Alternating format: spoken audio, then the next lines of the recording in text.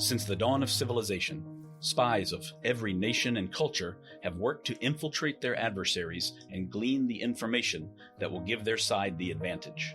The stakes are sky high, the strategies varied and imaginative, and the ultimate sign of success is that no one ever even knew you were there. In each episode, we will explore the moral and ethical gray zones of espionage, where treachery and betrayal go hand in hand with cunning and courage. This is the Spycraft 101 podcast. Welcome to your clandestine classroom. This is episode number 84 of the Spycraft 101 podcast. Today's episode is another solo episode where I share some of my own research from the past few years with you. This is a close look at a question that haunted America for decades after the end of the Vietnam War: whether any living prisoners of war were left behind. It's a subject that has spawned many books, articles, and films, and it has evoked a lot of passion from people whose husbands, fathers, brothers, and sons went off to war but never came home. So I wanted to know myself why it was believed that some were left behind and what efforts went into finding them in the months and years and decades after the war ended. But first, I want to ask you a question. Has this podcast given you a renewed interest in the history of the Cold War? Do you want to share that interest with others? Well, now there's a fun and interactive way to introduce your family and friends to the topic. I'm talking about 15-Minute Cold War, a new strategy-based card game. With the 2 expansion packs currently available, or using the brand new Complete Edition, up to 10 players can battle each other for global domination. As one of the great powers during the Cold War, use your armed forces to attack opponents while defending yourself with military, scientific, and economic assets. There are also wildcards based on real events and people to keep things interesting. For example, how will Oleg Penkovsky weaken one side or strengthen another? Players don't have to know any history to start playing. Just learn the color codes and point values of each card. My 8-year-old daughter understood the game mechanics within a few minutes and has already won 2 rounds against her mom and I. You can also use the new speed tokens to boost the rate of play by up to 50% for larger multiplayer games, for when the Cold War turns hot. If you've heard me mention 15-Minute Cold War before, there are 2 brand new updates you should know about. Starting now, any order for more than $50 gets free worldwide shipping. And if you use the discount code SPYCRAFT101, you'll get 15% off your entire order. Find it at 15mincoldwar.com. That's 15min coldwar.com. And make sure to follow at 15Minute Cold War on Instagram. Have you ever wanted to know how you'd perform in combat operations? Have you ever wanted to feel what it's like to operate in the shadows conducting espionage? Centurion Combat Simulations is running one of their biggest events ever, so now's your chance. Operation Condor will be held at the Muscatatuck Urban Training Center near Butlerville, Indiana, from March 10th through 12th, 2023. You'll join one of 5 factions fighting within the largest urban combat training facility in the United States. The deadline for entry is March 5th, 2023, so enlist at joincenturion.com before then. The fall of Saigon in 1975 marked the end of the Vietnam War era for most of the American public. The images of helicopter evacuations from the capital and panicked Vietnamese civilians attempting to storm the U.S. Embassy showed everyone the sad end to a depressing conflict. But if the final chapter was a tragedy, the epilogue to that war was even worse. Beyond the news reports and official histories, there was an awful truth which lingered just out of sight: the unknown fate of dozens of American service members listed as missing in action or as prisoners of war. There were rumors and clues which persisted for years, even decades, that indicated some unknown number of downed pilots and other servicemen might still be imprisoned, maybe even being tortured, with no hope of rescue or reuniting with their loved ones back home. They were gone, but not forgotten. One of the biggest complicating factors in the resolution of the POW MIA question was the Pathet Lao. This was a Laotian paramilitary force which was primarily directed by North Vietnamese forces and had captured and held as many as 60 POWs over the course of the war. But with the signing of the Paris Peace Accords, which ended the war, the North Vietnamese government disavowed any responsibility for the return of POWs held in Laos. The new Laotian coalition government released 10 POWs in March 1973 and afterwards denied holding anyone else. It appears that the U.S. ambassador to Laos, George Godley, accepted this statement despite a lot of intelligence reporting which indicated otherwise, in an effort to speed up the peace process. The American public's imagination was totally captured by the possibility of American service members abandoned in Southeast Asia. There were several big action films in the 1980s which told the story of fictional rescues of American POWs. These included Uncommon Valor in 1983, Rambo First Blood Part 2, 1985, and the Missing in Action series starring Chuck Norris from 1984 through 1988. From 1973 until the present, the POW question has never fully been answered to the satisfaction of anyone. We know now that there were multiple intelligence collection missions and special operations activities conducted through the 1980s in an effort to find anyone left behind, but they always met with inconclusive or negative results. These activities were greatly complicated by a lack of communication between everyone involved, by leaks to the press by members of Congress, and by the involvement of two extremely influential and divisive men of the era, Texas billionaire Ross Perot and retired Special Forces officer Bo Greitz. Ross Perot was the best computer salesman in the history of IBM when he decided to start his own company called Electronic Data Systems. In 1965, the company's IPO opened at $16.50 per share, and not long after that was trading at 10 times that amount. Perot became the world's first tech billionaire. He was a physically small man, but had a brazen and outspoken personality and was a showman and risk-taker his entire life. He was also deeply patriotic and became involved in the POW issue for decades. As far back as Christmas 1969, Perot had organized and funded an operation to airlift gifts and supplies to POWs in the Hanoi Hilton, which was the best-known POW camp in North Vietnam. He loaded 2 chartered cargo jets full of presents and flew from Los Angeles, California, to Bangkok, Thailand. There, he met with North Vietnamese officials and worked to receive permission to land the planes in Hanoi. The North Vietnamese denied his request, and the Soviet government denied a second request to act as a proxy to get the supplies to the American POWs. But despite his failed efforts, the project captured the hearts of millions of Americans over the holiday season and firmly established Perot in the forefront of private efforts to help POWs.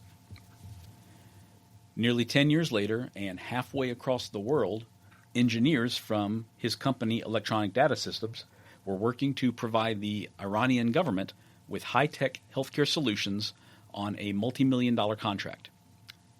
But there was a revolution underway throughout the country, and the situation on the ground became increasingly dangerous for EDS. Perot shut down the work and ordered his employees and their families out of the country in December of 1978. However, 2 EDS engineers, William Gaylord and Paul Chaperone, were arrested on trumped-up accusations of attempting to bribe Iranian officials. Prosecutors declined to bring charges, but set bail at $12.7 million. They also offered to release the men if EDS would get back to work on their contract. With his employees in harm's way, Perot didn't wait around to see what would happen or even request help from the U.S. government. He flew to Iran and snuck into Gaza prison himself, where his 2 employees were being held. Perot personally arranged with NBC News to walk into the facility posing as a courier. He carried in 2 bags of groceries with him, and guards there never suspected that an American billionaire had just walked in under their noses. If they had, it's entirely possible that they would have detained him as an incredibly valuable political prisoner. Perot sat down on the other side of the bars from Gaylord and Chaperone and promised to get them out as quickly as possible. EDS first tried to pay the multi-million-dollar bail, but because law and order was collapsing within Iran, none of the major banks there were able to reliably transfer millions of US dollars.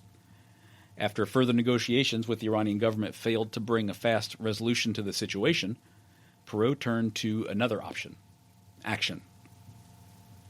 He contacted Colonel Arthur Bull Simons, an absolutely legendary Special Forces officer who had been retired for nearly 10 years at that point. Simons immediately volunteered to lead a rescue effort in Tehran and refused any payment for his work. The operation was named Hotfoot, which was an acronym for Help Our Two Friends Out of Tehran. He trained up a group of 6 EDS employees, all of whom were military veterans and who had previously worked in Tehran. When they were ready, the group traveled to Iran to rescue their co-workers from the Gaza prison complex where they were held. The team debriefed Perot himself on his own visit to the prison for actionable intelligence on the layout of the facility and location of the EDS prisoners. As luck would have it, a direct raid was never required. Besides deploying Colonel Simon's team, Perot also enlisted the help of several Iranian EDS employees. These men were able to organize a mass protest targeting Gaza prison. The protesters stormed the prison themselves and released all 11,000 of the prisoners while the team was still making final preparations for their operation. Gaylord and Chaperone were freed and were able to make their way to a rendezvous at the hotel where the team was holed up.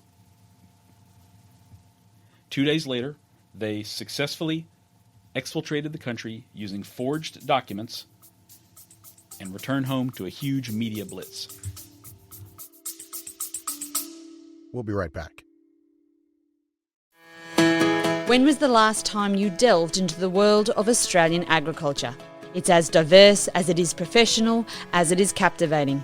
Growing marron definitely runs in my veins. AgriFutures On Air shines a light on the developments in ag science, blue-green aphids, like the mosquitoes of the plant world, rural communities, and national challenges and opportunities. They've got so many people around to help the young farmer get up and going. Treat yourself and join us on AgriFutures On Air, wherever you get your podcasts.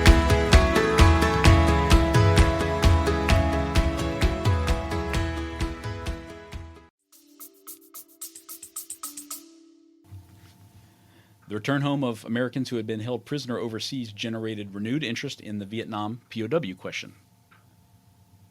Separately, covert operations were being planned at the highest levels of government, which brings us to Operation Pocket Change. In the years following America's withdrawal from Vietnam, thousands of Vietnamese, Cambodians, Laotians, and others fled their homelands any way they could as the government of South Vietnam collapsed. These immigrants were collectively known as the Vietnamese Boat People. An estimated 1 million or more left Southeast Asia between 1975 and 1995, and as many as 800,000 arrived safely in other countries. The Defense Intelligence Agency interviewed thousands of refugees moving in and out of the region where POWs might have been held. Dozens of them claimed to have seen non-Asian men near armed camps. However, every lead resulted in a dead end.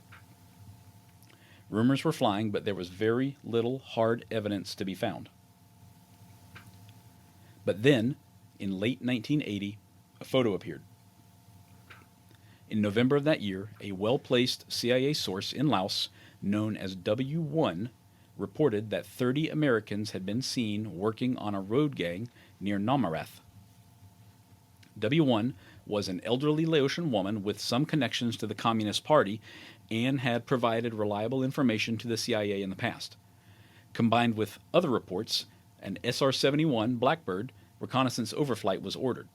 Some sources say it was a satellite that focused on the area, not one of the SR-71s, but either way, U.S. intelligence analysts soon had their hands on a photo which appeared to show a number of anomalous objects and people at an encampment in the area of the village of Namarath.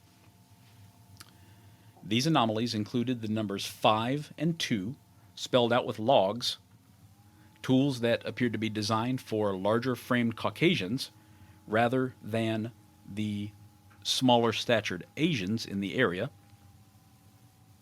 and a group of men standing in formation who cast shadows which appeared much longer than a typically small-statured Laotian might cast.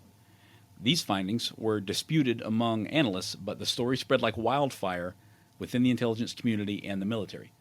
The site where the photos were taken soon came to be known as Fort Apache. Other clues were taken into account as well. Another CIA source had reported in 1979 that he'd seen 18 American prisoners held in a cave near Namarath.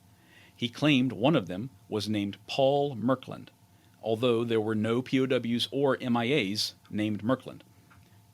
The CIA came to believe that the non-English-speaking Laotian source had misheard the word American and repeated it to them in a garbled fashion. The CIA believed he may have been referring to Lieutenant Colonel Paul Bannon, who had been shot down over Laos in 1969. The source passed a polygraph examination, and a cave appeared on satellite imagery exactly where he described it. So, 6 weeks after W1's report and the SR-71 photos of Fort Apache sent shockwaves through Washington, D.C., a Thai military signals intelligence unit intercepted a Laotian military officer's call that American POWs should be transported farther north to central Laos from the Namarath area. The report was dutifully passed along by the CIA, but they had some skepticism about it. The Thai unit could not produce a recording of the intercept, and they were considered by the CIA to be poorly trained. Nevertheless, the combination of so many tantalizing reports was enough to spur the Pentagon into action. The possibility that American POWs were being held in Laos could no longer be easily dismissed. By early 1981, the Joint Special Operations Command was planning a rescue mission codenamed Operation Pocket Change. The mission was considered so close hold that even the Joint Chiefs of Staff themselves were essentially sworn to secrecy. Electronic transmissions of all types regarding the mission planning were forbidden, and couriers traveled the world to relay preparatory orders in Europe and Asia. Absolutely massive effort was planned with a huge combined arms exercise announced nearby in the Pacific Theater to provide cover for moving so many personnel and helicopters into the area. Over 100 helicopters and fixed-wing aircraft would deploy, almost all of them to serve as a diversion. The Thai government agreed to allow the mission to be launched from one of their air bases as long as no mention of their cooperation ever became public. 40 operators from Delta Force would fly across the border into Laos to assault the prison camp and rescue the American POWs. While Delta was certainly the U.S. asset most perfectly suited at that time for a deep raid into Laos, it was still a very new organization. Their first mission had ended in a horrible failure in the Iranian desert just 9 months earlier, as most of my listeners are probably well aware. When Delta was tasked to rescue hostages being held in the American embassy in Tehran, their incredibly daring plan, known as Operation Eagle Claw, had literally gone up in flames on the night of April 24, 1980, when a helicopter crashed into a C-130 Hercules transport plane at a refueling point called Desert 1 just before the final push into the Iranian capital. 8 men were killed on the ground, and the failed operation left an enormous stain on the Department of Defense. The Desert One incident became a catalyst for huge changes within the U.S. military and how it approached special operations from that point forward. The Delta commander wanted his own operators to recon the area, but the CIA insisted on using their own Laotian network, which would draw far less attention than any American scouts if they were spotted. Just a few days prior to the beginning of this reconnaissance mission, the Pentagon briefed the Congressional POW Task Force, which unsurprisingly resulted in immediate leaks to the press. The Laotian scouts themselves performed the mission very poorly. After 6 weeks on mission, the team returned and reported they had only spent 2 days observing the camp. Under intense debriefing, the team admitted they had, in fact, only spent 2 hours observing the prison, had not seen any Caucasian prisoners, and then exfiltrated after being scared off by the sound of guard dogs. In May 1980, Operation Pocket Change was permanently shelved. 20 years later, a Pentagon team was finally allowed to visit the prison by Laotian authorities. The team was rushed quickly through the prison and were not allowed to take any photographs and were not allowed to review the prison logs. The Namarath sightings were just one of dozens of tantalizing clues discovered in the decades following the war's end. While Operation Pocket Change was proceeding in complete secrecy, someone else was plotting a return to Laos for a daring rescue. But this one would be funded and ran entirely by a non-governmental organization. Bo Gritz was a retired U.S. Army lieutenant colonel who had spent the majority of his career in Special Forces, including 2 tours in Vietnam. As a young boy, his own father had been an Army Air Corps pilot who disappeared on a flight mission during World War II. Decades later, Gritz would acknowledge that his efforts to rescue POWs in Vietnam and many of his famous activities in later years were psychological attempts to rescue his own father from his unknown fate. The return of the 2 rescued EDS engineers to the United States in 1979 with Ross Perot at their side made headlines all over the world. It also had the unintended effect of putting Perot and his money and his connections directly into the crosshairs of Bo Gritz. Gritz was a consummate publicity hound and self-promoter. He had already returned to Southeast Asia several times looking for information on POWs. The 2 men met on the 4th of July weekend in 1980 when Perot hosted an event for more than 600 current and former Special Forces soldiers in Fayetteville, North Carolina. There, Gritz convinced Perot to provide funding for another expedition into Laos, which he was calling Operation Velvet Hammer. But for the first time, his expeditions and the Pentagon's need for information suddenly aligned. A former Special Forces colleague of Gritz was now a high-ranking member of an ultra-secretive intelligence unit known as the Intelligence Support Activity. This colleague, who went by the alias Shipman, decided to reach out to Gritz again and find out if there was an opportunity for collaboration there. Shipman met with Gritz to find out if he had learned anything useful during his earlier expeditions into Laos. But Gritz was able to talk up his own activities to such an extent that by the end of the meeting, Shipman was convinced that support provided by Gritz by the ISA would result in actionable intelligence. The ISA ultimately took a chance on Gritz and provided him with operational funds, high-tech cameras, night vision goggles, and other equipment, along with the photo of Fort Apache, all without properly reporting their intent up the chain of command to the Pentagon. This was a decision which would come back to haunt them later on. Gritz set up a training camp in Florida and recruited some of his former Special Forces soldiers. 25 men volunteered for the rescue mission. But there were problems and serious red flags right from the very start. For one thing, despite the ultra-secretive nature of the mission, Gritz immediately invited 2 reporters to the camp to observe the training, with nothing more than a promise not to publish their stories until the mission was complete. He also spent a large portion of time conducting mandatory daily religious services for all team members, which included hymn singing and hand-holding. Furthermore, Gritz had the photo of Fort Apache but refused to show it to any of the volunteers who would potentially assault the camp sometime in the near future. Not sharing such a critical piece of intelligence before a planned mission was ridiculous. He also told them they would be issued cyanide pills to allow them to commit suicide rather than be captured alive, and that they would receive experimental rubber inflatable airplanes with which to land near the camp and rescue the POWs. Perhaps worst of all, Gritz invited a proclaimed psychic named Karen Page to the camp to attempt to use remote viewing to learn more about the camp in Laos. At the time, this sort of pseudoscience was very much in vogue, even at the highest echelons of government. Soon it became evident to the men that Gritz did not have the funds to complete the mission or even pay them their promised salary of $7,000. The 25 volunteers began quitting in ones and twos, and eventually those who stayed were paid by a wealthy donor whose son was MIA in Vietnam. A few days later, the Orlando Sentinel newspaper broke the story of Velvet Hammer, and the mission was dead on arrival. The volunteers returned home after several fruitless weeks spent training for the mission with nothing to show for it. Shipman and the rest of the ISA's leadership faced major repercussions for their illicit support of Greitz.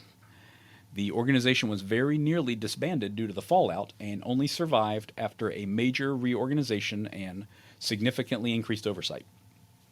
Greitz maintained the highly specialized communications and night vision equipment he had received from the ISA and used it for his next mission as well. Every day, you're under attack, whether you realize it or not. Your digital devices contain your entire life, your finances, your conversations with friends and family, your interests, and even your movements. And all of that is vulnerable to an ever-expanding class of criminals, scam artists, hackers, and even governments. You don't want to leave your data security entirely in the hands of your ISP or anyone else for that matter. It's up to you to protect yourself using a multi-layered defense strategy. Silent offers you the protection you need to keep your data and devices secure from wireless threats. Their multi-shield technology blocks cellular signals, GPS, Wi-Fi, Bluetooth, EMP, RFID, NFC, and more. Silent's lineup includes everything from signal-blocking wallets all the way up to 40 cubic liter Faraday duffel bags. When you're geared up with Silent, you'll be truly disconnected, undetectable, untraceable, and unhackable. And you can now use the discount code Spycraft101 to save 10% off your order from Silent. Find them at slnt.com. Despite the failure of Operation Velvet Hammer to launch, interest in locating and potentially rescuing Americans from Laos remained high across America, and Greitz soon found two new influential celebrities to fund and support his cause: Clint Eastwood and William Shatner. Eastwood donated $30,000 to Greitz for rescue efforts, and Shatner bought the book and film rights to Greitz's story for another $10,000. Eastwood became a major advocate for Greitz and his mission at the time. On Sunday, November 21st, 1982, Eastwood even met with President Ronald Reagan at the president's ranch. They discussed Greitz's planned rescue mission. The president was enthusiastic about supporting further efforts to find POWs in Laos, but he described Greitz's plan as, quote, a little questionable, unquote. Prior to leaving the U.S., Greitz's team was able to secure state-of-the-art weapons and equipment through a number of means. Shipman had already provided some equipment courtesy of the intelligence support activity, and Bo was able to purchase a number of other items himself. In order to fund Operation Lazarus, Greitz formed a new chapter of the United Vietnam Veterans Organization as a front company. He asked for and received donations from wealthy veterans and concerned citizens. Combined with the money from Eastwood and Shatner, the operation now had plenty of cash. Bo purchased 3 full-auto Uzi 9mm submachine guns, complete with sound suppressors and brand-new FA-14A laser sights from Laser Defense Systems. At the time, these were top of the line, but compared to today's laser sights, they were enormous and were nearly as long as the Uzis themselves. He also bought 4 AN/PRC-74 radios, which were the U.S. Army's premier manpack-sized radio system at the time. The team also scored a major coup when Litton Industries, a serious defense industry player at the time, provided him with 14 interactive display terminals. The IDTs were the size of a hardcover book and could interface with many different kinds of communications devices, including radios, teletypes, and even commercial phone lines. They were equipped with a screen, and the operator could even draw a map on the screen and send the image to another user across the phone lines or airwaves. They functioned as secure burst transmitters as well and were practically science fiction tech in the early 1980s. The Lazarus team also carried in an infrared scope for using their laser sights at night and at least one set of night vision goggles, which would provide a huge advantage over any potential adversaries in the Laotian jungles. Unfortunately, despite their outstanding equipment, the mission was doomed as it relied too much on Bo's local contacts in the area, who were nothing more than a bunch of charlatans and scam artists. They were far more interested in conning Greitz out of his operational funds than they were in assisting in the rescue of captured Americans. Greitz's most significant contact was Phumi Nosavan, a former general in the Laotian Royal Army, defense minister, dictator, and now exile, who was living in Thailand. Nosavan is infamous throughout the region for his stranglehold on Laotian politics throughout the 1960s and his association with the Central Intelligence Agency. Now nearing the end of his life, he was happy to promise Greitz the use of a Laotian military unit that was still loyal to him. It now looks like this military unit did not actually exist, although Greitz paid up front for the privilege of relying on them. Greitz also paid for additional weapons to equip his entire Laotian team before the mission. However, these weapons never materialized either, allegedly due to being locked in a strongbox to which the dealer had lost the key just before the mission went forward. So when Greitz and his men crossed the Mekong to begin Operation Lazarus, only the 4 Americans were armed. Their Laotian counterparts were unarmed. Lance Trimmer, who was part of the rescue effort based out of Thailand, but did not cross into Laos for the mission, posted a partial account of the mission online many years later. According to him, at nearly midnight on November 28, 1982, Greitz led 3 other Army Special Forces veterans and approximately 15 Laotians from Thailand across the Mekong River into Laos. Their target was a suspected camp location holding as many as 120 American POWs. After approximately 36 hours on the march, they were resting up on the afternoon of November 30th when they were attacked by an unknown party carrying AK-47s and M79 grenade launchers. Greitz and his team fell back away from the ambush, but after a few minutes realized that one teammate, named Dominic Zappone, was missing. One of the Laotians claimed that he had seen Zappone being led away from the ambush site at gunpoint. During the retreat from the ambush site, the team had dropped the rucksacks containing their cameras and night vision equipment since the packs weighed as much as 100 pounds each. There was not much the team could do at that point to mount any type of rescue effort. Greitz and the other 2 remaining Americans, Gary Goldman and Chuck Patterson, hiked all the way back to the Mekong River and this time swam across to Thailand. There they regrouped and refitted and tried to determine who had hit them and whether or not Zappone had actually been captured by a hostile force. There were many competing groups of Lao in the area and alliances were constantly shifting. For the next 4 weeks, there was complete confusion as to what happened to Zappone. The team's Laotian and Thai contacts gave them lots of different conflicting stories.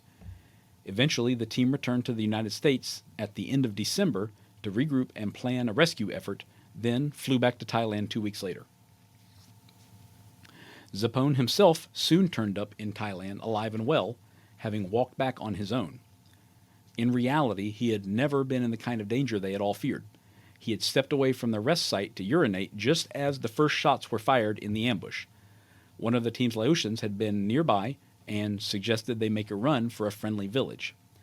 Zappone holed up there for the next few weeks, but when he suggested the level of danger had passed and he was ready to make his way on foot back across the border, the Laotians attempted to prevent him from leaving. Realizing he was in a sort of soft imprisonment, Zappone ended up strapping a Claymore anti-personnel mine to his chest and threatening to blow himself and everyone else up if he wasn't released immediately. The Laotians finally relented, and he walked back to the Mekong and made his way to the team's safe house again, hardly the worse for wear. Despite this being a purely privately funded mission, there is evidence that not all government support for Greitz had evaporated after the Velvet Hammer debacle. Trimmer wrote that one of Bo's contacts, named Gordon Wilson, who had met with President Reagan and Clint Eastwood, was still acting as a go-between with the U.S. government.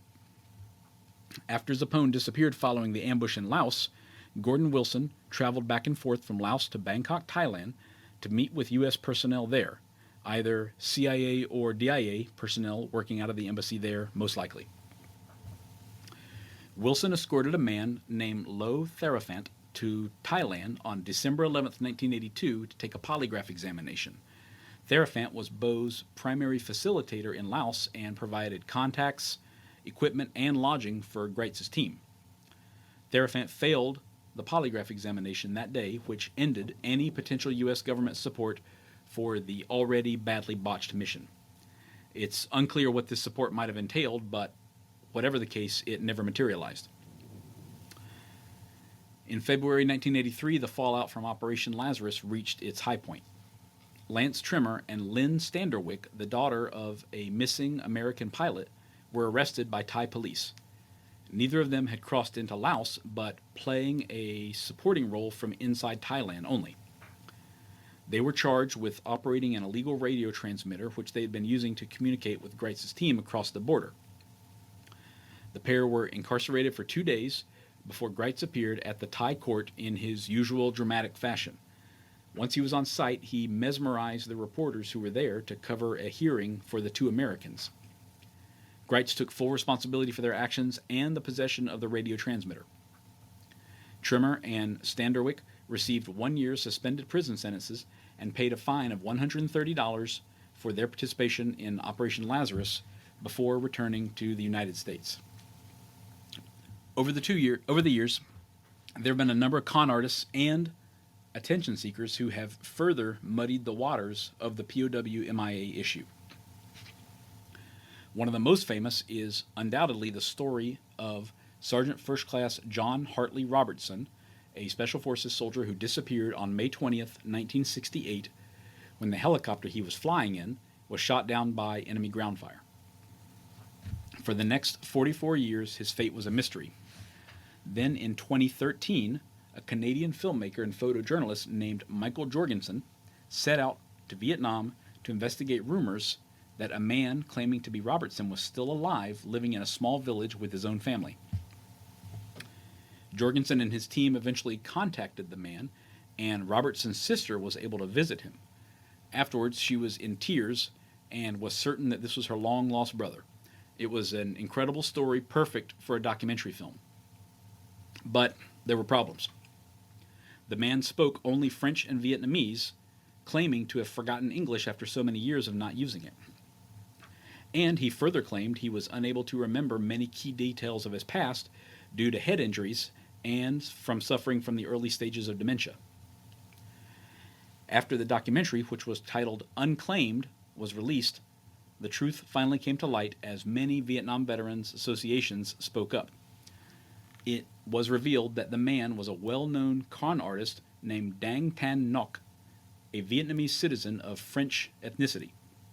He'd been attempting to pass himself off as a long-lost POW since at least 1982 in various schemes to defraud U.S. citizens and receive U.S. Army back pay. In 1991, on the trail of POW sightings, Billy Wog, probably one of the most capable operatives of the past 50 years, traveled back to Vietnam and tracked him down. Billy got him to submit to a DNA test, and he and his team realized that Ngoc was a con artist and moved on. But even decades later, he was still telling his story to anyone who would listen.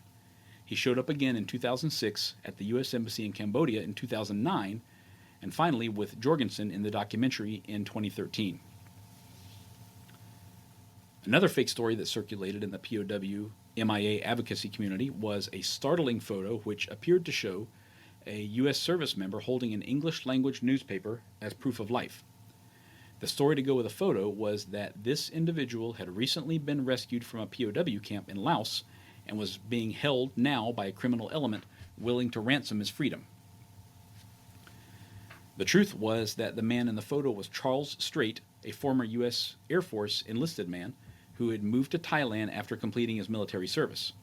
While living there with his Thai wife, he was approached by two individuals and offered money to take this photo for a scheme he apparently did not fully understand. When the photo made its way back to the U.S. Embassy in Thailand, one of the staffers there recognized Strait from previous dealings with them at the embassy. Stories like these only cause pain and suffering for the families of the missing in action and the prisoners of war, as it gave them a false sense of hope that their own relative might be out there somewhere even now. Colonel Joe Schlatter, who retired from the U.S. Army in 1995, has worked to run down as many leads as possible and dispel the rumors and myths surrounding POWs. He previously served with the Defense Intelligence Agency as Deputy Director for the Defense POW MIA Office, and therefore had extensive, first-hand knowledge of U.S. government recovery efforts in later years. Just as there were many fake POW stories, there were also a number of con artists working to drum up funding for POW rescue efforts in Southeast Asia. Bo Gritz, for all of his faults, at least believed that there really were men in need of rescue there. Others were simply grifters looking to play up an emotional issue for some quick cash. These included Scott Barnes, a U.S. Army veteran and author of the book Bohica, in which he claimed to have swum across a non-existent river between Thailand and Cambodia, photographed a live American POW inside Cambodia, then discovered POWs in Laos, but was instructed by the CIA to kill them. Most of Barnes' time in the military had been spent in confinement awaiting discharge. In the late 1970s, he was fired from 2 different law enforcement jobs for falsifying reports. He ran a number of different scams and schemes over the years and was an incredibly gifted liar and con artist, according to many who knew him. Barnes was described by the National League of Families of American Prisoners and Missing in Southeast Asia as, quote, portrayed himself as a military intelligence agent, a former Green Beret, a drug enforcement agent, and a CIA agent, unquote. In the mid-1980s, Barnes got close to Texas billionaire Ross Perot and saw him as a potential easy mark. Perot funded many excursions to Southeast Asia in the 1970s and 80s, including Bo Gritz. The men spoke many times over the years as Barnes slowly moved into Perot's circle of trust. He even worked with Perot on his 1992 presidential campaign, convincing him that George Bush and his staff were working to sabotage the Perot campaign with doctored photos of Perot's daughter in a scandalous situation. Bo Gritz eventually moved on from his crusade to rescue POWs in Laos, but he didn't leave the media spotlight for long. He surfaced again and again over the next few decades for a wide variety of reasons. He appeared at the 1992 FBI siege of Randy Weaver's family at Ruby Ridge and negotiated Weaver's surrender. That same year, he ran for president with the Populist Party and ran again in many following elections. He's authored books, taught survival courses, and hosted his own radio show. As for the lingering POW questions, the Defense POW MIA Accounting Agency, which is the foremost government authority on the subject, has conducted more than 140 expeditions called Joint Field Activities into Southeast Asia with the goal of recovering the remains of fallen service members and searching for clues as to their whereabouts. These expeditions typically last up to 30 days and are conducted jointly with Vietnamese partner organizations. As of November 2020, the DPAA reports that of the original 2,646 unaccounted for Americans spread across Vietnam, Cambodia, Laos, and China, 1,081 have been identified and their remains repatriated to the United States. A further 1,585 remain missing, including 285 in Laos. Of these 1,585 still missing, 196 are categorized as last known alive, meaning they were believed to have survived the loss of their aircraft or ground action, which led to their capture. 177 of these men are now confirmed dead, but 19 remain a mystery. So what happened to these 19 men? Will their fates ever be known? Could one or more of them be alive to this day? Were their fates sealed by a lack of concerted U.S. activity or by the fumbling of operations in the late 1970s and early 1980s? These are the questions that have driven investigators for nearly a half-century. Questions that will likely never be answered to a conclusive or satisfactory degree. I personally do not think that there were any remaining POWs in Laos after the war ended because there was really no good reason to hold on to them in secret. What would have been the purpose for that? Even if they were kept in miserable conditions, it would require a lot of manpower and resources to guard and house them for years at a time. Keeping prisoners for political capital happens all the time, all over the world, But it doesn't work if a country or organization constantly denies that they're holding anyone and no other evidence ever surfaces that they're alive. Maybe one day these questions will finally be put to rest, but if it hasn't happened in the past 50 years, it might not ever.